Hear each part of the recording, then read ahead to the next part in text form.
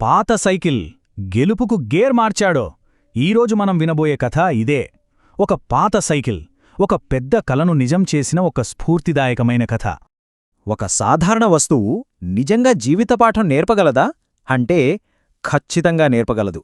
కొన్నిసార్లు చాలా మామూలుగా కనిపించే వస్తువుల్లోనే మనల్ని కదిలించేంత స్ఫూర్తి దాగి ఉంటుంది. అలా ఒక పాత సైకిల్ చక్రంలో మనందరి జీవితానికి అవసరమైన ఒక పెద్ద సూత్రం ఎలా దొరికిందో చూద్దాం. సరే, ఇక కథలోకి వెళ్దాం. ఈ కథ మొదలయ్యేది ఒకే ఒక్క కలతో, ఆ కలకు తోడుగా ఉన్న ఒకే ఒక్క సాధనంతో, అదే ఒక సైకిల్. మన కథలో హీరో పేరు వంశీ. ఒక చిన్న పల్లెటూరు కుర్రాడు. కాని కలలు మాత్రం చాలా పెద్దవి. అతని మనసులో, మెదడులో ప్రతి చోటా ఒకే ఒక్క లక్ష్యం: పరుగు పందెంలో స్టేట్ లెవెల్ ఛాంపియన్ అవ్వాలి, అంతే. ఇక్కడ చూడండి, వంశీ పరిస్థితికి అతని లక్ష్యానికి మధ్య ఉన్న తేడా చూస్తే ఆశ్చర్యమేస్తోంది. ఒకవైపు ఏముంది, ఒక పాత తుక్కు సైకిల్, కనీసం వేసుకోవడానికి బూట్లు కూడా లేని కాళ్ళు, రోజూ కూలీ పనులు చేసే తండ్రి. మరి మరోవైపు స్టేట్ లెవెల్ ఛాంపియన్ అవ్వాలనే ఆకాశమంత లక్ష్యం. ఎంత తేడా కదా! ప్రతిరోజూ తెల్లవారుజామునే లేచి ఆ ఖాళీ కాళ్లతోనే ప్రాక్టీస్ చేసేవాడు. ఆ తర్వాత మళ్ళీ అదే సైకిల్ మీద పాలమ్ముకుని కుటుంబాన్ని చూసుకునేవాడు. ఊహించుకోండి ఆ పట్టుదలని. అయితే ఏ ప్రయాణం కూడా అడ్డంకులు లేకుండా సాగదు గదా. వంశీ ప్రయాణంలో కూడా ఒక పెద్ద అడ్డంకి వచ్చింది. అది అవమానం రూపంలో. కరెక్ట్గా అలాంటి టైంలోనే వంశీకి ఒక గోల్డెన్ ఆపర్చునిటీ వచ్చింది. జిల్లా స్థాయి పరుగు పందెం. ఇందులో గెలవడం అంటే ఏదో బహుమతి గెలవడం కాదు, ఏకంగా స్కాలర్షిప్, ఒక పెద్ద ట్రైనింగ్ అకాడమీలో సీటు. చెప్పాలంటే ఇది అతని జీవితాన్నే మార్చేసే అవకాశం అన్నమాట.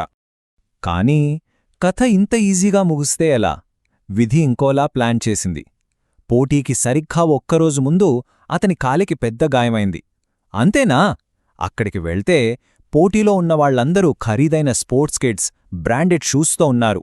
వీటన్నిటికన్నా దారుణమేంటంటే, స్టార్టింగ్ లైన్ దగ్గర వంశీని చూసి వాళ్లు వెకిలిగా నవ్వడం, ఎగతాళి చేయడం. ఇది అతని ధైర్యాన్ని దెబ్బతీసేలా ఉంది. అక్కడ వాళ్ళు అన్న మాటలివి: ఈ పాత సైకిల్ మీదొచ్చిన వీడా మాతో పరిగెత్తేది? ఆ మాటలు గుండెలో గుచ్చుకున్నాయి. అవి కేవలం ఎగతాళి వాటలు కాదు, వంశీ ఆత్మగౌరవాన్నే సవాలు చేశాయి. ఇది కథలో చాలా కీలకమైన మొమెంట్. ఒకవైపు అవమానం, మరోవైపు గాయం. ఈ రెండింటి మధ్య నలిగిపోతున్నాడు వంశీ. అప్పుడే తన పాత సైకిల్ చక్రం అతనికి ఒక పెద్ద పాఠం నేర్పింది.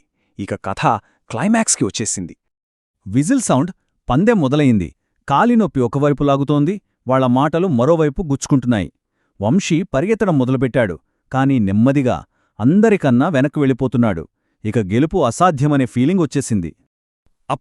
సరిగ్గా అప్పుడే అతనికి రెండు విషయాలు గుర్తొచ్చాయి. ఒకటి తన తండ్రి కష్టం, రెండోది తన సైకిల్ నేర్పిన ఒక సింపుల్ పాఠం. ఏంటది? సైకిల్ తొక్కుతున్నప్పుడు ఆగితే పడిపోతాం. జీవితం కూడా అంతే. ఎంత కష్టమొచ్చినా సరే ముందుకు వెళ్తూనే ఉండాలి, అంతే. ఆ ఒక్క ఆలోచన చాలు అతన్లో ఎక్కడిలేని శక్తినంత నింపేసింది. ఇది నిజంగా ఒక వాక్యం కాదు, ఒక లైఫ్ లెసన్. ఇక మిగిలింది చివరి 100 మీటర్లు మాత్రమే. వంశీ తన ఒంట్లో ఉన్న శక్తినంతా కూడదీసుకున్నాడు. ఆ నొప్పిని, ఆ అవమానాన్ని, అన్నింటినీ మండిపోయే కసిగా మార్చాడు. కళ్లముందు గమ్యం తప్ప ఇంకేమీ కనిపించలేదు. ఒక్కసారిగా అందర్నీ దాటుకుంటూ ముందుకు దూసుకుపోయాడు. మరి ఫలితం? అందరి నోళ్లు మూతపడేలా మొదటి స్థానం. ఈ స్లైడ్ మీద కనిపిస్తున్న ఈ ఒక్క నంబర్ చాలు అతని పట్టుదల ఏంటో చెప్పడానికి. సరే, కథ అయితే అద్భుతంగా ముగిసింది. వంశీ గెలిచాడు. కాని ఈ కథ నుంచి మనం నేర్చుకోవాల్సింది ఏంటి?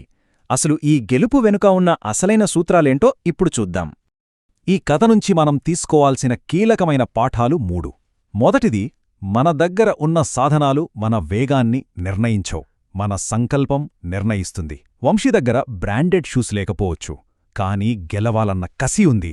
రెండవది, చాలా ముఖ్యమైనది, అవమానాలను విజయానికి ఇంధనంగా మార్చుకోవాలి. ఎవరైతే మనల్ని చూసి నవ్వారో వాళ్లే మన గెలుపుకి చప్పట్లు కొట్టాలి. ఇక మూడోది, ప్రయాణం ఎప్పుడూ ఆగకూడదు. మన ప్రయత్నాన్ని మనం నమ్మాలి, ముందుకు సాగుతూనే ఉండాలి, అచ్చమా సైకిల్లాగా. కాబట్టి ఈ కథ మనందర్నీ ఒకే ఒక్క ప్రశ్న అడుగుతోంది: మన ప్రయాణాన్ని నిజంగా ఆపేది మన దగ్గర సరైన సాధనాలు లేవనా, లేక మనలో గెలవాలన్న సంకల్పం లోపించిందనా? ఇది ఆలోచించాల్సిన విషయం